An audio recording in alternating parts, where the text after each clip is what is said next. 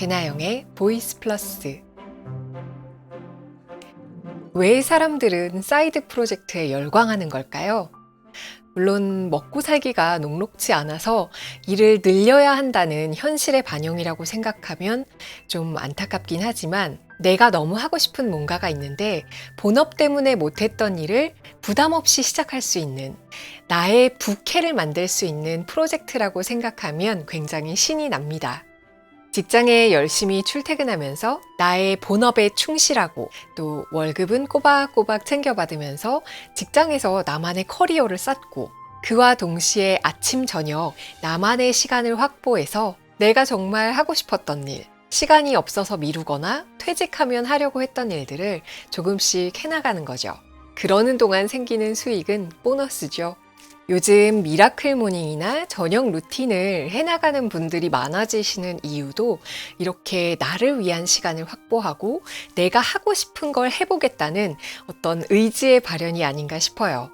최근에는 사이드 잡이나 사이드 프로젝트 관련된 책들도 여러 권 출판되고 있죠. 크리스 기라보가 지은 본업을 그만두지 않으면서 부업으로 돈을 버는 사이드 프로젝트 100 이라는 책이 더 퀘스트에서 나왔는데요. 이 책은 100가지의 사이드 프로젝트에 대해서 설명해줘요.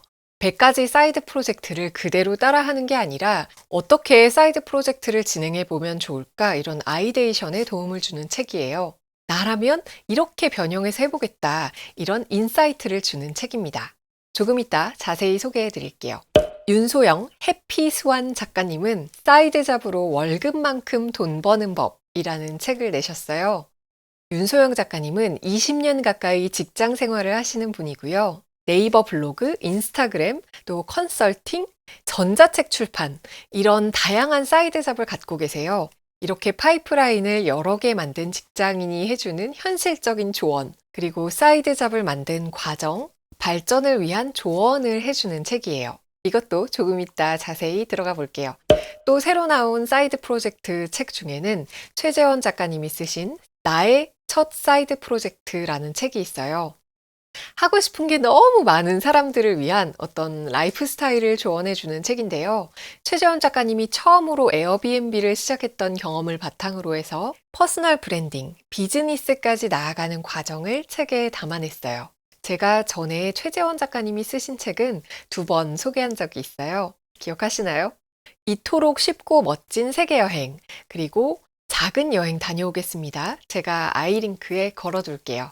오늘은 최재원 작가님이 쓰신 나의 첫 사이드 프로젝트 외에 앞에 2권을 중심으로 사이드 잡, 사이드 프로젝트에 대해서 설명해 볼게요.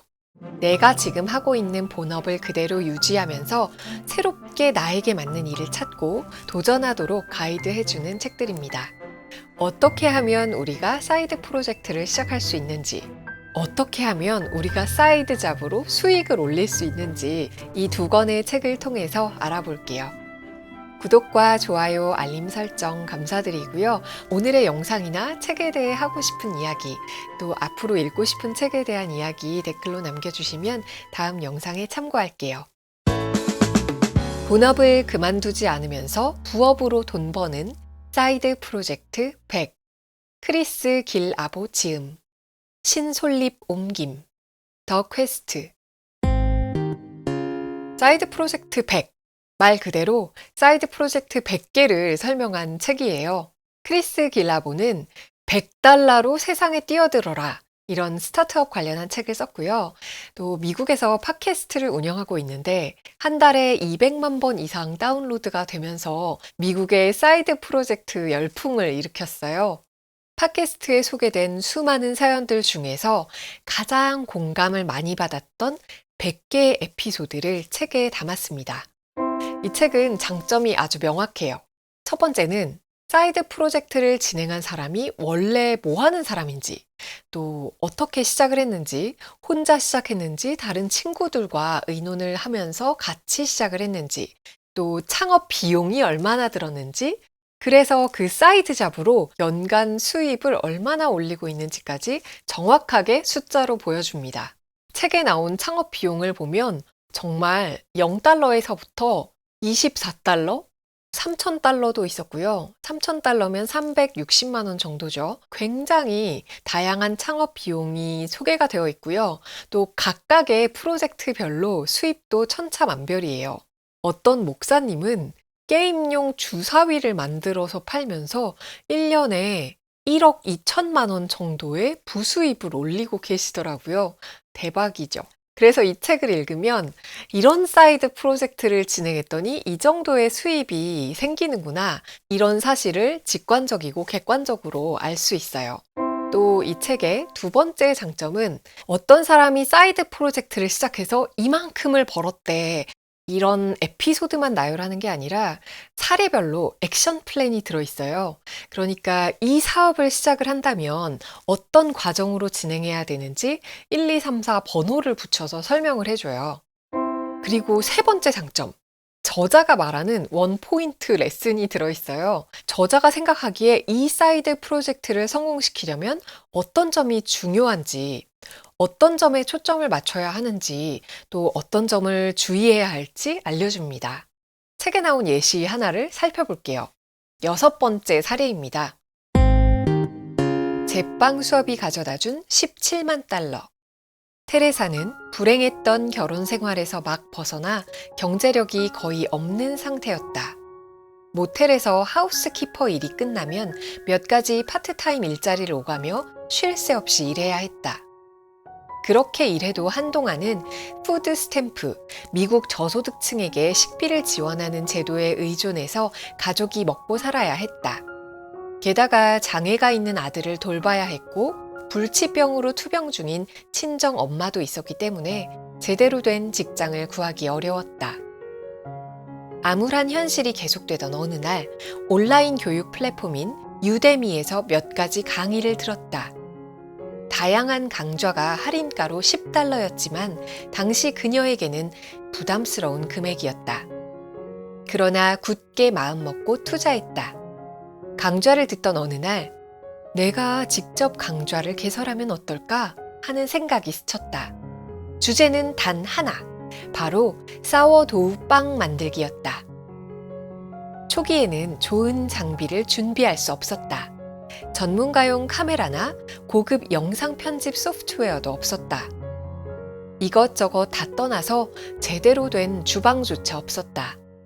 그녀는 창고 한쪽을 임시로 활용했는데 조악한 조명과 금이 가고 얼룩진 콘크리트 바닥은 전문성과는 거리가 멀어 보였다.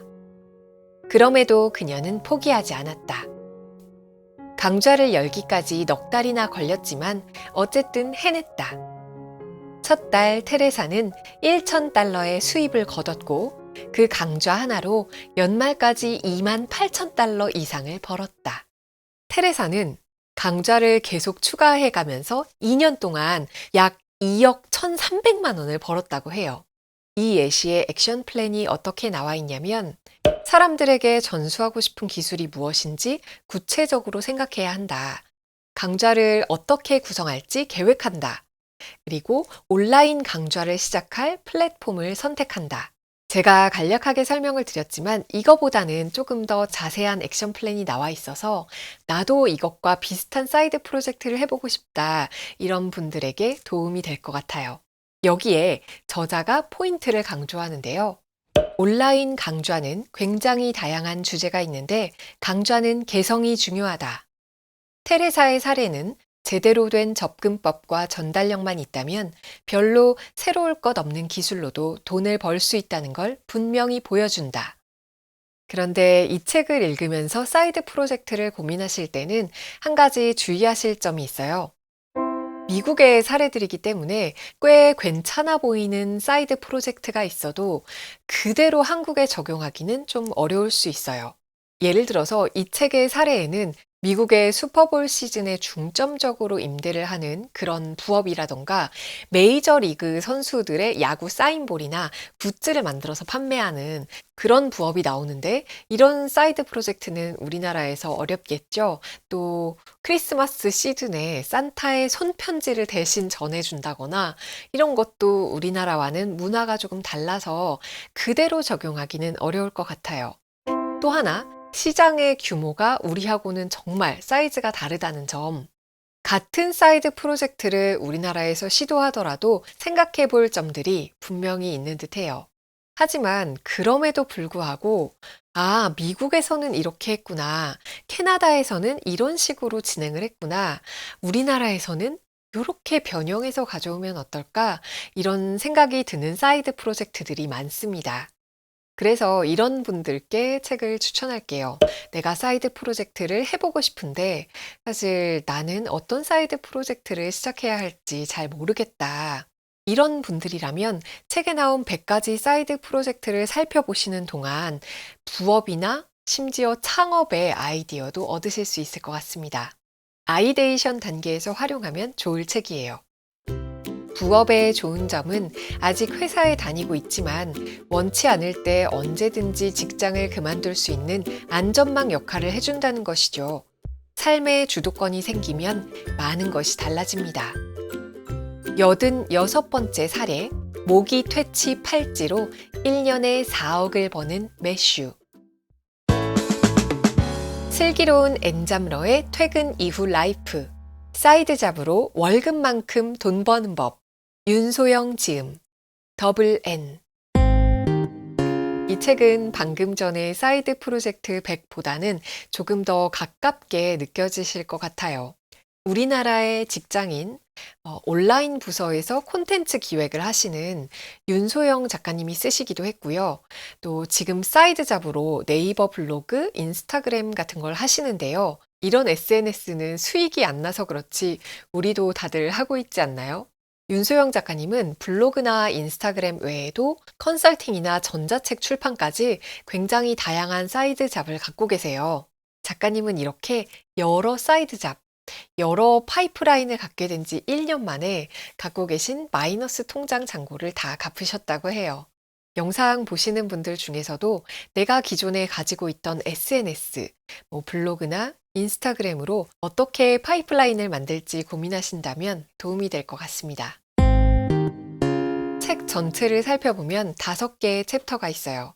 현실, 탐색, 실전, 관리, 확장이라는 챕터입니다.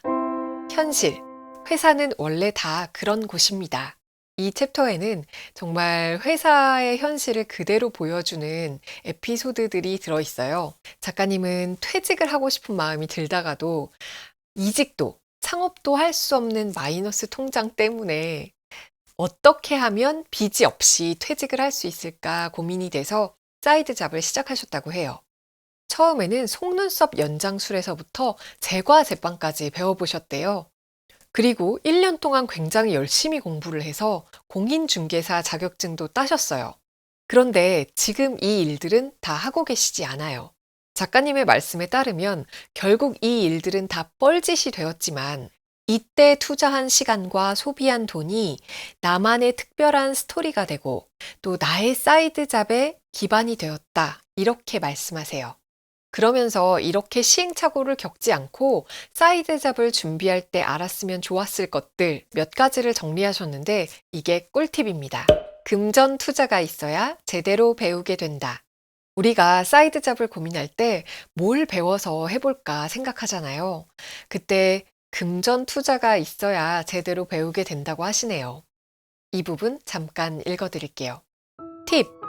그때 알았으면 좋았을 것들. 금전 투자가 있어야 제대로 배우게 된다. 넉넉하지 않은 월급인지라 무언가를 배울 때 금전적인 부분을 고민했었다.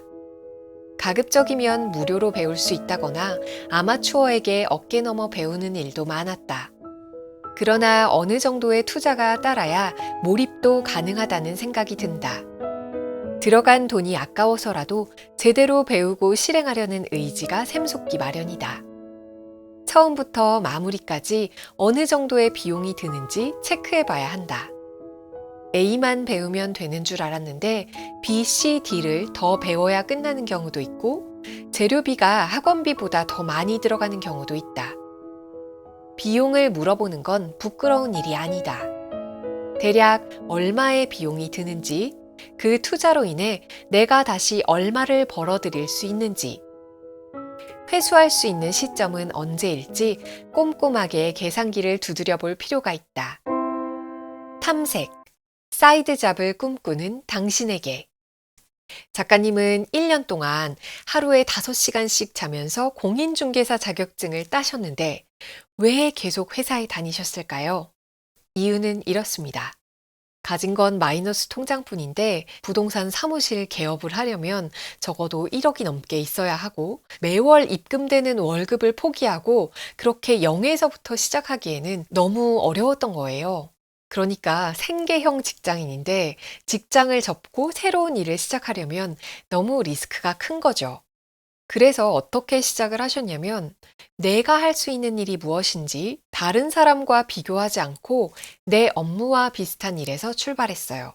그래서 사이드 잡을 꿈꾸면서 탐색을 하는 과정을 몇 가지 챕터로 나누셨어요. 버리고 싶던 이력서에서 강점 찾기. 작가님은 콘텐츠 기획이 본업이셨어요. 일 때문에 하루에 100건이 넘는 기사를 10년이 넘도록 읽었던 경험이 있죠. 그래서 기사의 흐름을 잡을 줄 알고 또 다른 사람들이 어떤 기사를 좋아하는지 알아요. 온라인에 능한 것도 장점이죠. 그래서 네이버 블로그, 인스타그램 프로그램 같은 이런 콘텐츠를 다루는 일을 중심으로 사이드 프로젝트를 기획하셨어요. 목표는 아웃풋 중심으로 설정. 보통 회사를 다니면서 사이드 잡을 고민하다 보면 시간과 돈이 들어갈 수밖에 없죠. 하지만 아무리 해도 성과가 눈에 보이지 않으면 아휴, 그냥 회사나 다니자 이렇게 되겠죠. 그래서 작가님은 인풋 중심의 목표를 아웃풋 중심의 목표로 바꿨어요. 책 100권 읽기가 아니라 전자책 등록하기. 학원 열심히 다니기가 아니라 혼자 운전해서 강릉 바다 보고 오기. 이런 식으로 결과가 보이는 목표를 세운 거죠. 작고 쉽게 시작할 수 있는 것부터 시작하라. 언젠가는 시작해야지 하고 생각하는 분들 계시죠? 나도 언젠가는 시작해야지. 내가 뭘 할지 좀 더 고민한 다음에 시작해야지. 그런 분들께 이야기합니다. 작고 쉽게 시작할 수 있는 것부터 시작하라고요. 모든 것이 완벽한 때는 없다고요. 모든 것이 완벽한 때는 없습니다. 작가님은 주저하면서 시간을 보내는 사람들에게 이렇게 질문을 던집니다. 지금 하기는 왜 어렵나요? 나중이 아니라 3개월 뒤에 못하는 이유는 무엇인가요? 그때 시작하기 위해 지금 어떤 준비를 하고 계시나요?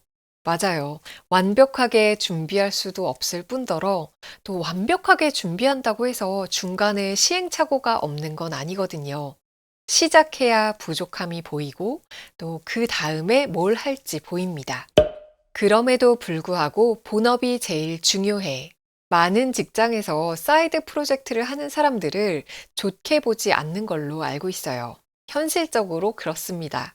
아무리 일 처리를 깔끔하게 하더라도 조금만 잘못된 점이 눈에 띄면 저렇게 딴 생각하고 다니니까 일 처리가 이런 거 아니야? 이렇게 말하는 사람 꼭 생기거든요.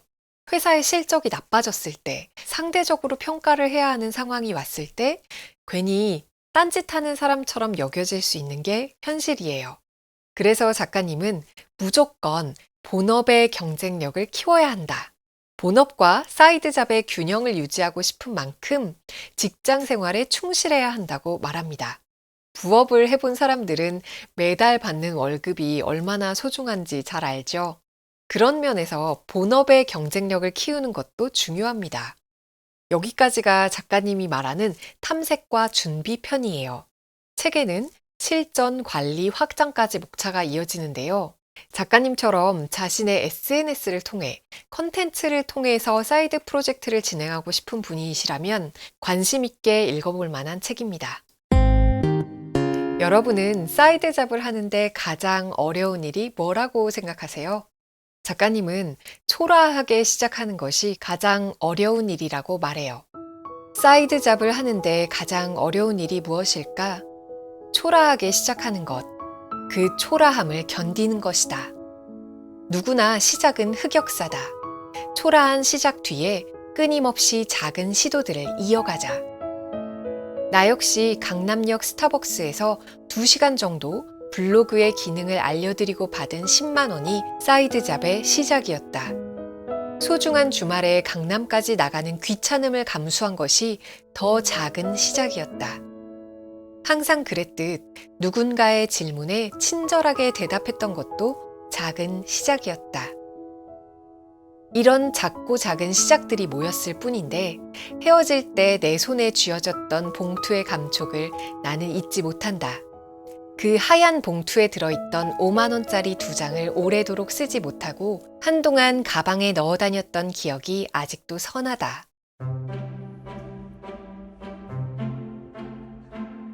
안정적인 직장을 다니는 직장인이 사이드 잡을 시작해서 남들 연봉만큼 버는 사람들의 이야기를 종종 듣는 세상입니다. 부캐를 잘 키워서 부업으로 성공한 사람들, 본업 대신에 사이드 잡이 술술 잘 풀려서 승승장구하는 사람들이 많아져서 그런지 우리는 이 초라한 시작을 잊을 때가 많아요. 우리가 간과하지 말아야 할 사실은 누구나 시작은 초라할 수 있다는 것. 하지만 실패해도 별일 없다는 것. 나에게 맞는 사이드 프로젝트를 즐겁게 진행하다 보면 어느 순간 나의 부캐가 훌쩍 자라나 있다는 사실입니다. 팀 페리스가 타이탄의 도구들에서 이렇게 말했죠. 남다른 삶을 원한다면 선택 가능한 2가지 길이 있다. 첫째는 특정한 분야에서 최고가 되는 것. 둘째는 2가지 이상의 일에서 매우 뛰어난 능력을 발휘하는 것. 누구나 일정한 노력을 기울이면 상위 25% 안에 들 수 있는 분야가 2개 정도는 있다고 해요.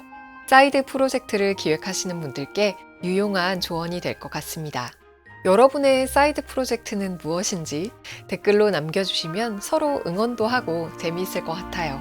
여러분 모두 나만의 사이드 프로젝트를 찾아서 성장하는 날들 되시길 바라요. 우리는 다음 영상에서 만나요. 안녕. 배나영의 보이스 플러스